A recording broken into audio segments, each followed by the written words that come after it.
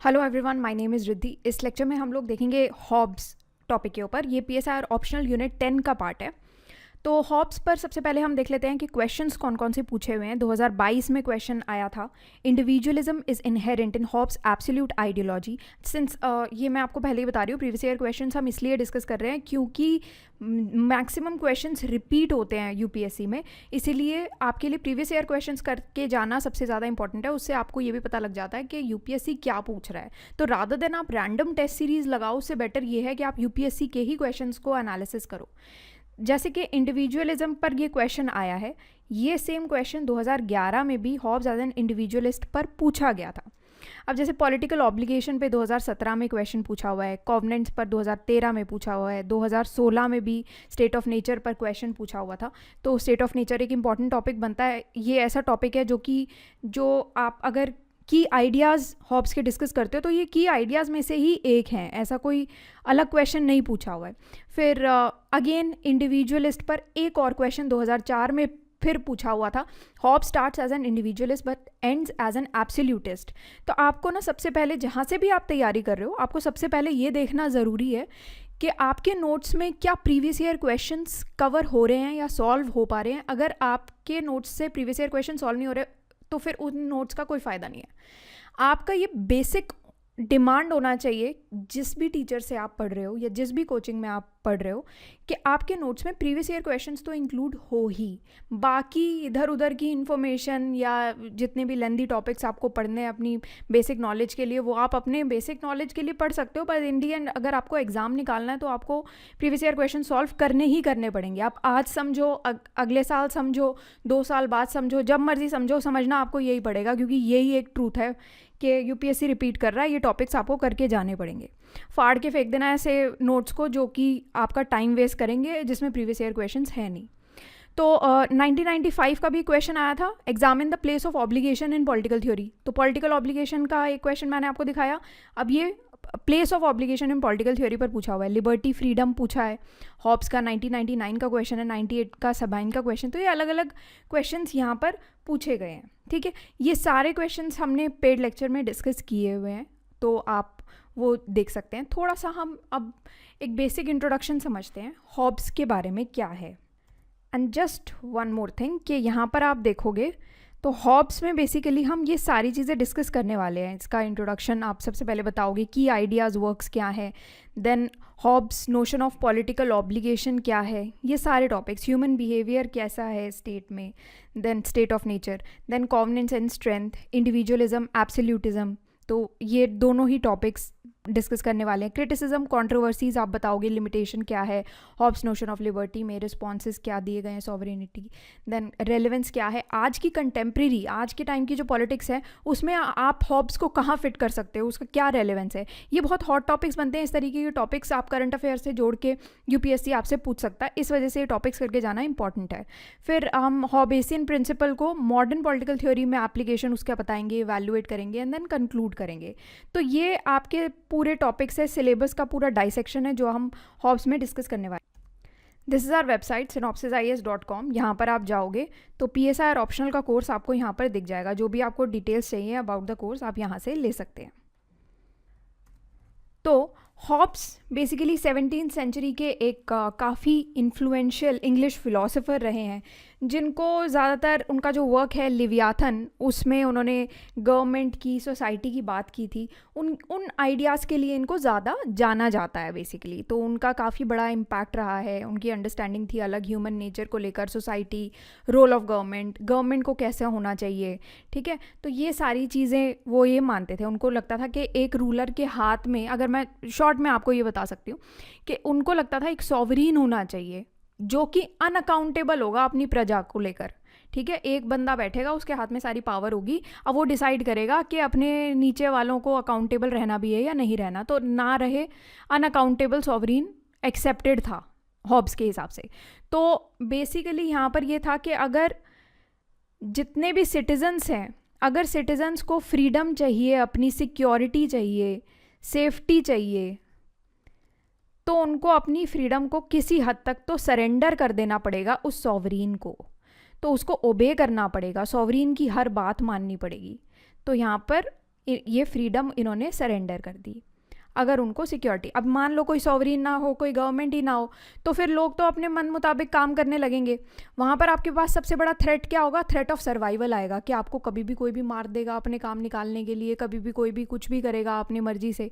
तो ऐसी चीज़ को, ऐसे स्टेट को चलाना तो बहुत ही ज़्यादा मुश्किल हो जाएगा। इसी वजह से हॉब्स ये कहते हैं कि सिटीजन्स एक तरीके से सॉवरीन को जब तक ओबे नहीं करेंगे तब तक सॉवरीन सक्षम नहीं होगा सिटीजन्स को सिक्योरिटी और सेफ्टी प्रोवाइड करने के लिए।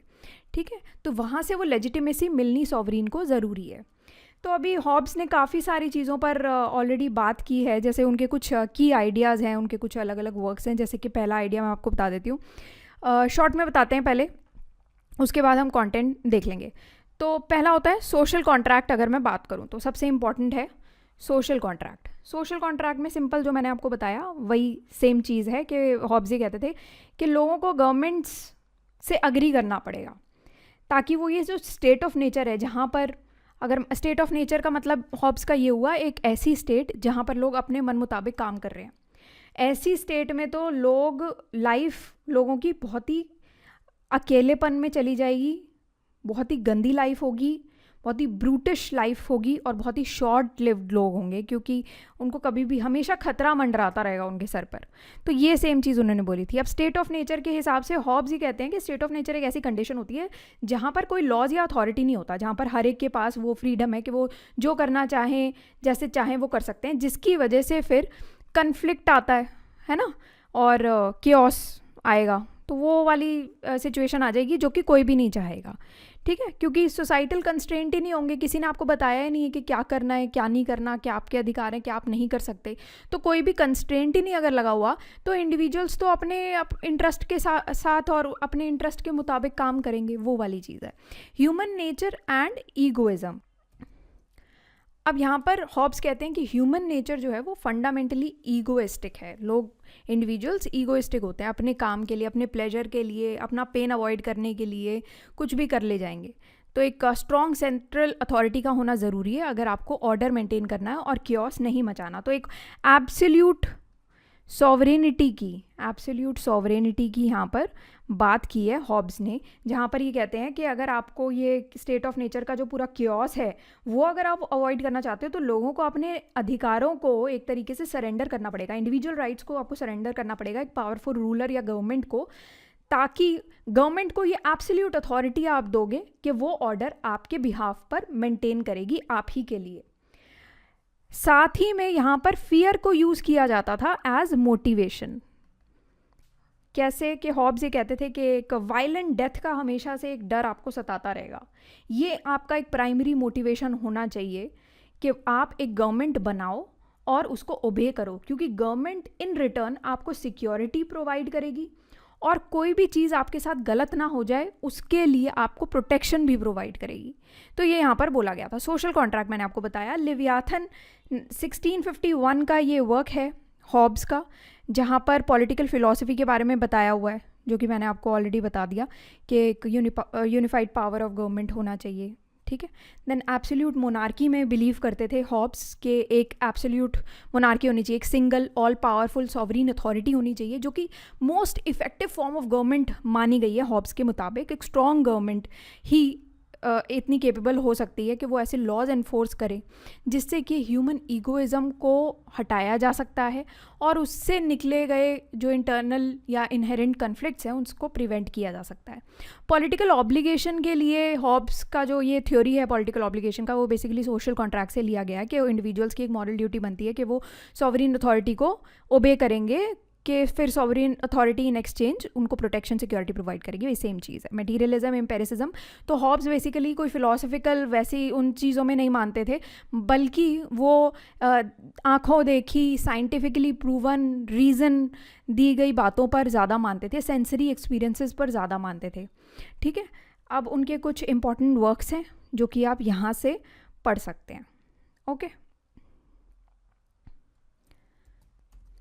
अब यहाँ पर नेक्स्ट टॉपिक है आपका Hobbes notion of political obligation, जिसमें 2017 में भी एक क्वेश्चन पूछा हुआ था एंड ऑब्लिगेशन का प्लेस पूछा हुआ था 1995 में। ये बिल्कुल सिमिलर टाइप ऑफ क्वेश्चन है और जो मैंने आपको ऑलरेडी एक्सप्लेन कर दिया वही है कि इंडिविजुअल्स और स्टेट के बीच में एक रिलेशनशिप होना चाहिए। उसका बेसिस क्या है पॉलिटिकल ऑब्लिगेशन का? यही है कि जब इंडिविजुअल्स खुद से अपनी विल से सोशल कॉन्ट्रैक्ट में एंटर करते हैं तो उनका एक ड्यूटी बनती है कि वो अपने अधिकारों को उस सॉवरीन अथॉरिटी को सरेंडर कर देंगे, ताकि ये सॉवरीन अथॉरिटी फिर उनके लिए उनको प्रोटेक्शन प्रोवाइड करेगी और सिक्योरिटी प्रोवाइड करेगी। तो एक वॉलेंट्री अग्रीमेंट होता है जो कि पॉलिटिकल ऑब्लिगेशन का बेसिस बनाता है। तो आप एक वॉलेंट्री कॉवेनेंट में जाते हो, मतलब कि वॉलेंट्री अग्रीमेंट के अंदर आप जाते हो। उस अग्रीमेंट के अनुसार सिविल सोसाइटी और गवर्नमेंट में एक अग्रीमेंट बैठता है कि, और उस अग्रीमेंट के अनुसार लोगों के पास ये अपनी इच्छा से ये वो चॉइस लेते हैं कि वो जितने भी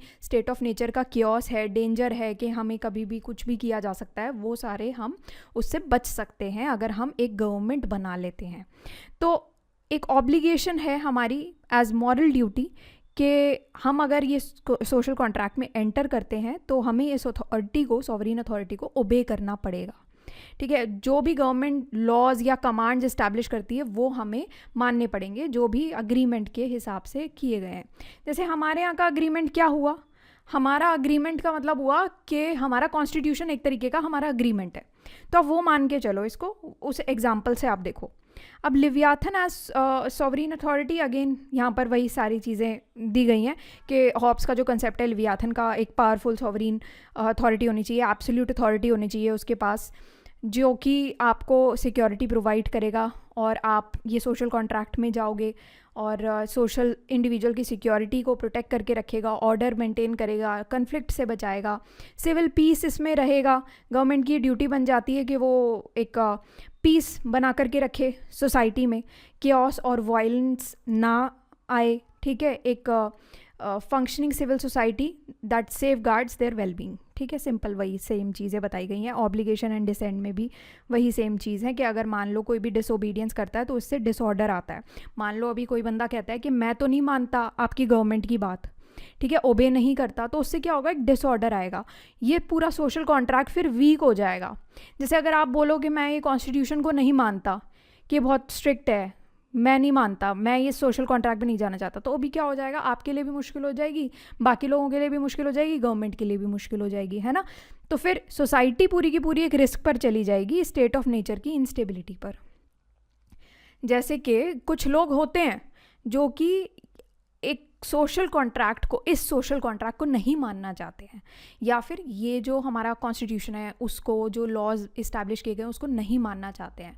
उसी को ही हम कहते हैं कि इंटरनली हमारी कंट्री में एक थ्रेट आ गया है, इंटरनली एक सिक्योरिटी की, थ्रेटनिंग टू सिक्योरिटी की एक सिचुएशन आ गई है, एक थ्रेट आ गया हमारी सिक्योरिटी पर, पीस पर।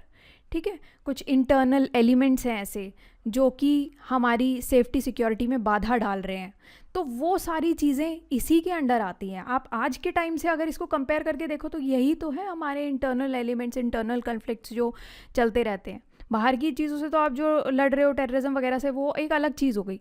आप अपने इंटरनल जो कन्फ्लिक्ट्स हैं वो यही तो हैं, यही सारे तो हैं जब आप उस सोशल कॉन्ट्रैक्ट को नहीं मानते हो। ठीक है, तो वो है कंटेम्प्रेरी रेलेवेंस। इसका यही है कि आज के टाइम का आप इंडिविजुअल राइट्स है, कलेक्टिव सिक्योरिटी है, अगर आपकी लेजिटिमेसी है गवर्नमेंट की, तभी आप ये कर पाओगे। मॉरल ड्यूटी बनती है सिटीजन्स की स्टेट के प्रति। ठीक है, तो ये सब चीज़ें हैं यहाँ पर जो मैंने आपको अभी जस्ट बताया कंटेम्प्रेरी रेलेवेंस में, आप वो चीज़ बिल्कुल मेंशन कर सकते हो। अब यहाँ पर बात की गई है human behaviour in state of nature. अब यहाँ पर मैं आपको बता देती हूँ, 2016 का एक क्वेश्चन आया था, how would I and my fellow human beings behave if we were to find ourselves in a state of nature, and what does this behavior tells us about our innate predispositions। ठीक है, तो यहाँ पर अभी state of nature क्या था, जब जो थॉमस हॉब्स कह रहे हैं कि मैं और मेरे फेलो ह्यूमन बींग्स कैसा बिहेव करेंगे अगर हम अब एक स्टेट ऑफ नेचर में हुए, और ये हमारी इनेट प्रीडिस्पोजिशंस के बारे में क्या बताता है। तो कैसा बिहेव करेंगे हम, स्टेट ऑफ नेचर क्या था? एक हाइपोथेटिकल सिचुएशन है स्टेट ऑफ नेचर हॉब्स के हिसाब से, जहाँ पर इंडिविजुअल्स किसी भी लॉज, गवर्नमेंट या सोसाइटल स्ट्रक्चर्स से बंधे नहीं हैं। ऐसी स्टेट जहाँ पर ये सारी चीज़ें कुछ भी नहीं है, ऐसा हाइपोथेटिकल सिनेरियो है ये। तो यहाँ पर पॉलिटिकल अथॉरिटी का एब्सेंस है, एक ऐसी सिचुएशन है इनहेरेंट फ्रीडम की। अब यहाँ पर behaviour in the state of nature, यहाँ पर हॉब्स बेसिकली ये कहते हैं कि स्टेट ऑफ नेचर एक condition of war of all against all है, जहाँ पर लोग अपने अपने इंटरेस्ट से ही ड्रिवन है।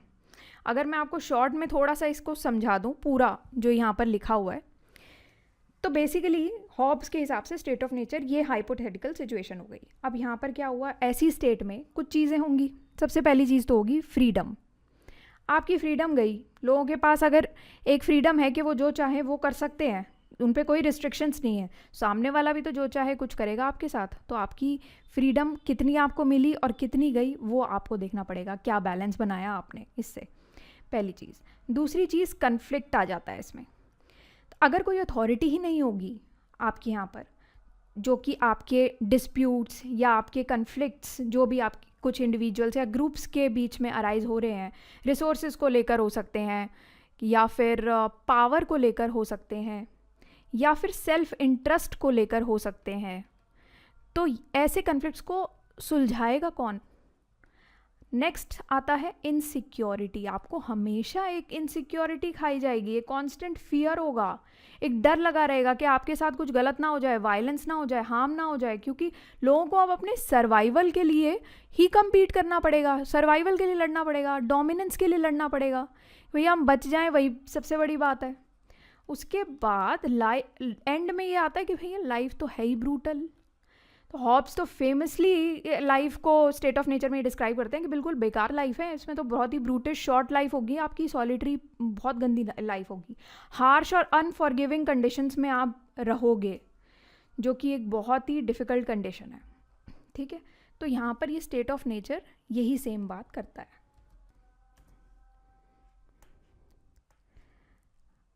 अब हम बात करेंगे कॉवेनेंट्स एंड स्ट्रेंथ की। इस पे एक क्वेश्चन पूछा गया था, जैसे 2013 का ये क्वेश्चन था कि covenants without swords are but words and of no strength to secure a man at all. Covenants का मतलब होता है, मतलब आपके अग्रीमेंट्स, जो भी अग्रीमेंट्स में आप गए हो, ठीक है, तो अगर आप जिस भी अग्रीमेंट में जा रहे हो, उस अग्रीमेंट में अगर कोई शक्ति ही नहीं है, उसमें कोई अथॉरिटी ही नहीं है, आपने कोई राइट्स ही नहीं दिए उस अग्रीमेंट के साथ, कोई पनिशमेंट ही नहीं दी, तो फिर वो सिर्फ शब्द हो गए। उन शब्द का कोई पालन करे या ना करे, उससे क्या लेना देना, तो उसमें तो कोई स्ट्रेंथ ही नहीं है, फिर वो कैसे एक इंसान को बचा पाएगा। अभी मैं आपको बोलूँ कि आपको कॉन्स्टिट्यूशन को फॉलो करना है, पर आप कहोगे अगर मैं ना करूँ तो कुछ नहीं कर सकते, तो आप क्या करोगे? तो आप नहीं करोगे, है ना। कभी करोगे अपने कन्वीनियंस के हिसाब से, कभी नहीं करोगे। बट अगर मैं आपको ये कहूँ कि हाँ, अगर आपने ये फॉलो नहीं किया तो आपको 5 साल की जेल हो सकती है, तो आप क्या कहोगे कि ठीक है फिर कर लेते हैं, ठीक है ना। तो यहाँ पर क्या है, अभी आपको एक अथॉरिटी दे दी, तो आप सिक्योर्ड हो गए। एक पर्सन को मैंने सिक्योर कर लिया आपको जेल करके, ठीक है, क्योंकि आप किसी को मारने जा रहे थे। ओके, तो ये एक तरीका है कि जब आपके अग्रीमेंट का तब तक कोई फ़ायदा नहीं है जब तक उसके साथ कोई पावर, कोई अथॉरिटी अटैच्ड ही ना हो। ओके, तो यहाँ पर वही सेम बात की गई है। कॉवेनेंट्स एंड सिविल सोसाइटी में हॉब्स के पर्सपेक्टिव के हिसाब से जो स्टेट ऑफ नेचर है, जो कि एक हाइपोथेटिकल सिचुएशन ये कहते हैं, उसमें सेल्फ इंटरेस्ट और कंपटीशन तो नज़र आता ही है। तो ऐसी स्टेट ऑफ नेचर से बचने के लिए लोग अग्रीमेंट्स में जाते हैं, एक सिविल सोसाइटी इस्टेब्लिश करने के लिए एक सोशल कॉन्ट्रैक्ट में जा रहे हैं। तो यहीं पर ही ये सब चीज़ें आपको बोली गई हैं, जो सेम मैंने आपको बता दिया।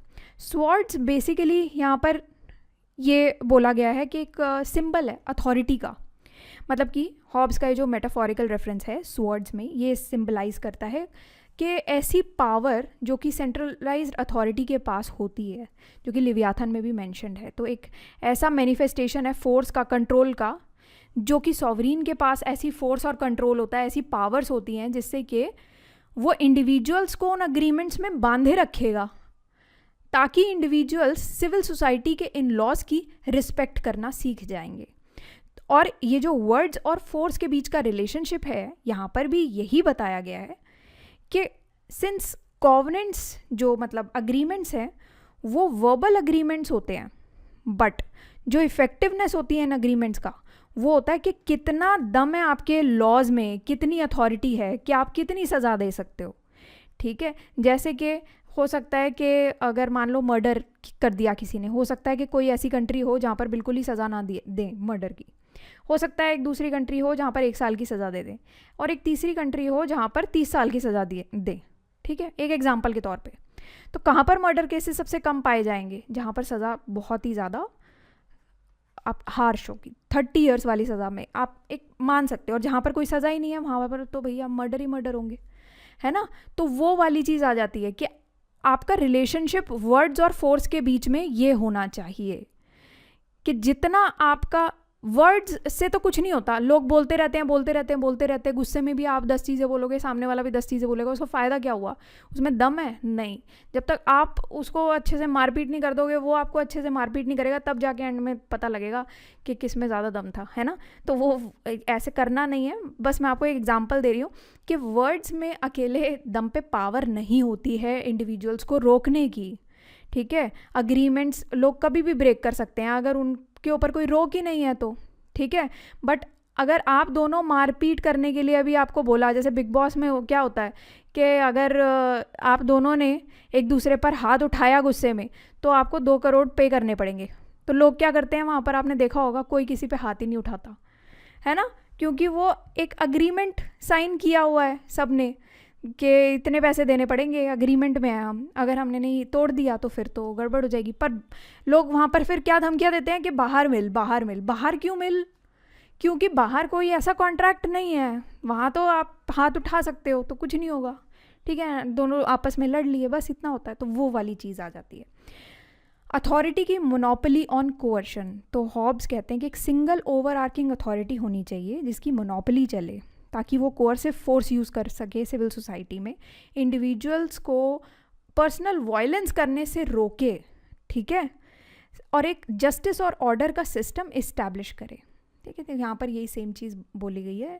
पॉलिटिकल अथॉरिटी की क्या लेजिटिमेसी है और इफ़ेक्टिव गवर्नमेंट की हमें क्या नीड है सोसाइटी में पीस बनाने के लिए और इंटीग्रिटी बनाए रखने के लिए, इंडिविजुअल ऑटोनॉमी और collective need for a stable and secure government, इन दोनों के बीच में एक बैलेंस डिमांड करती है। ये हमारी कंटेम्प्रेरी रेलेवेंस में आ जाता है। तो ये आपका ये पर्टिकुलर टॉपिक था।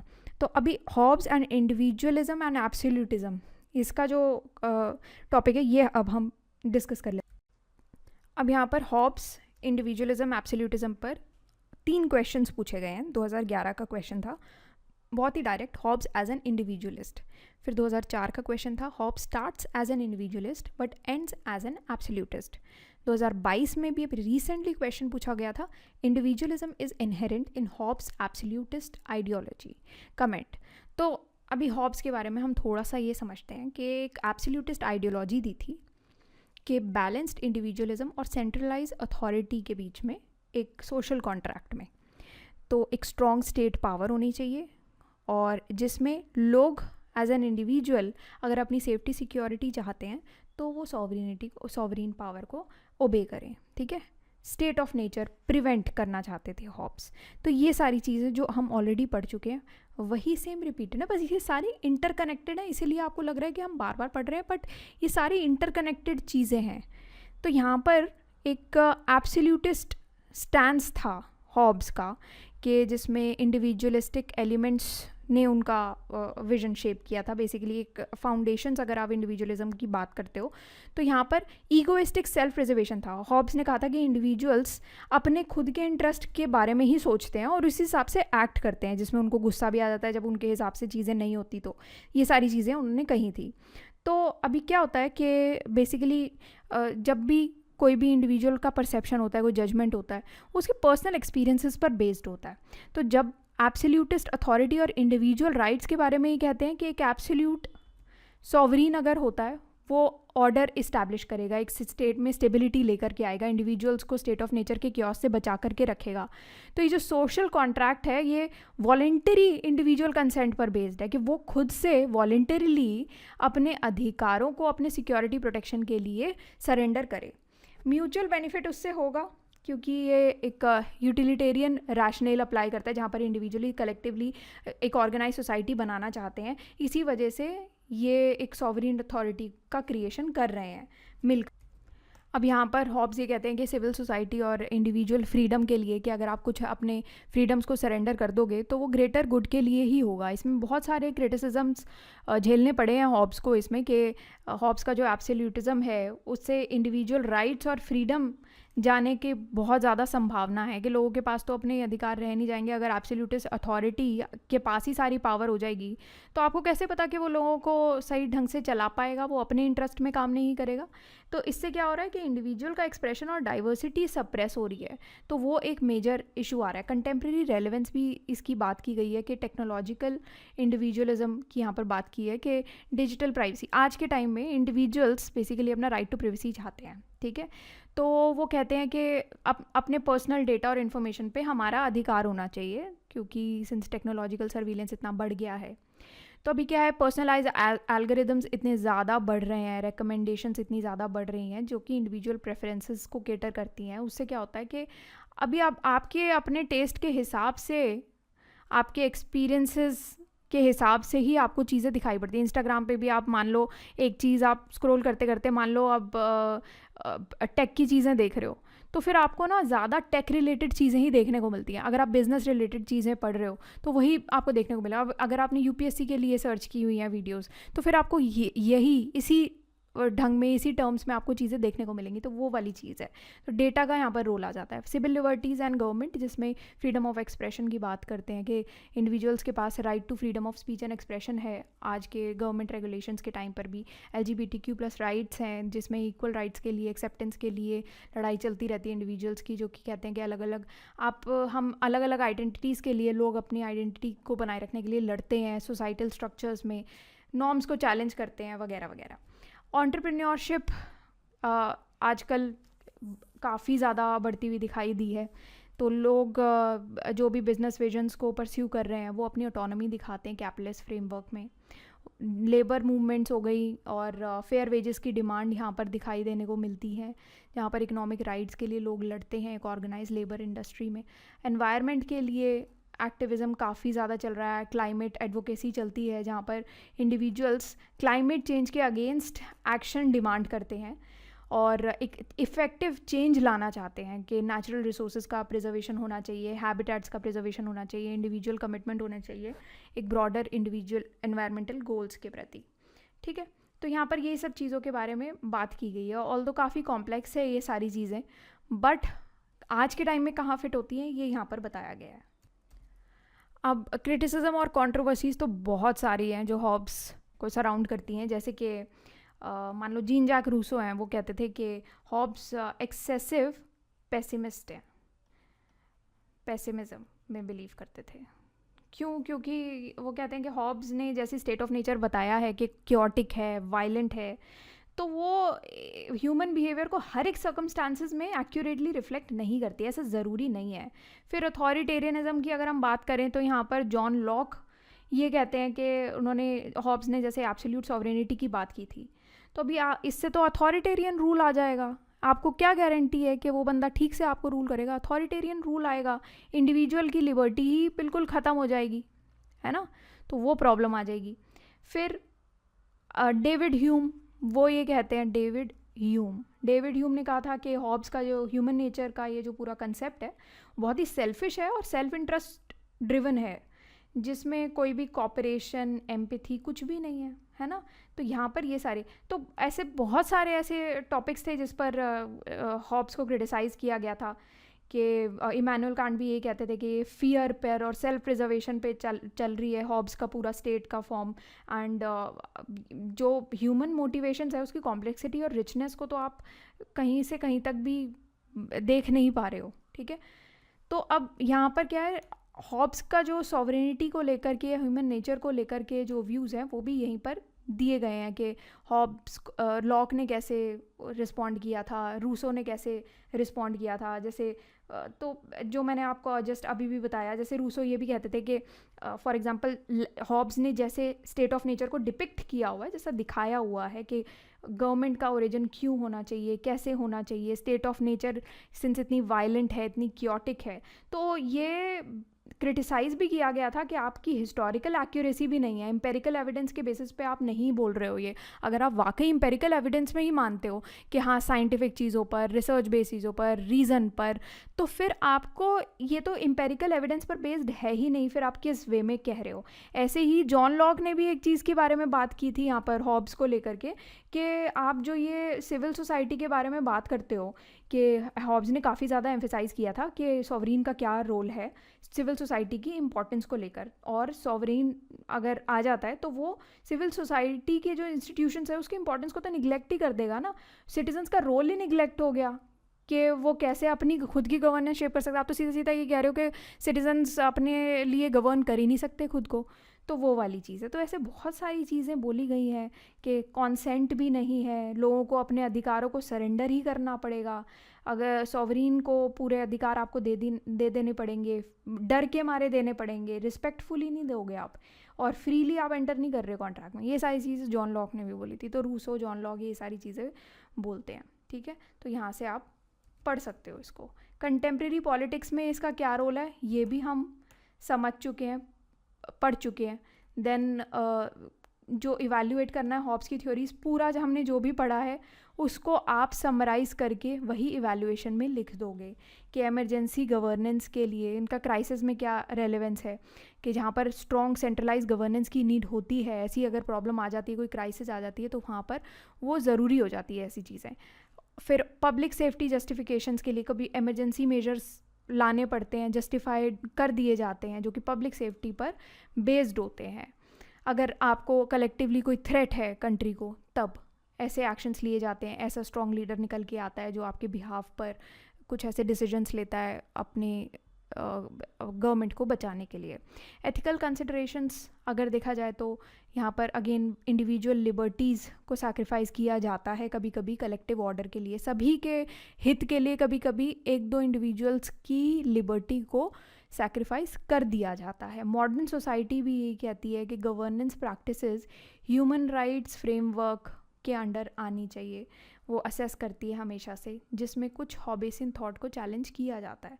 तो यहाँ पर अगर ये चीज़ें अगर हम ध्यान में रखें तो आज के टाइम में भी कुछ जगह हॉब्स की थ्योरीज रेलेवेंट ज़रूर हैं, ठीक है। ऑल इन ऑल आप इसको यहाँ पर ऐसे कंक्लूड करेंगे, एंड दैट्स ऑल।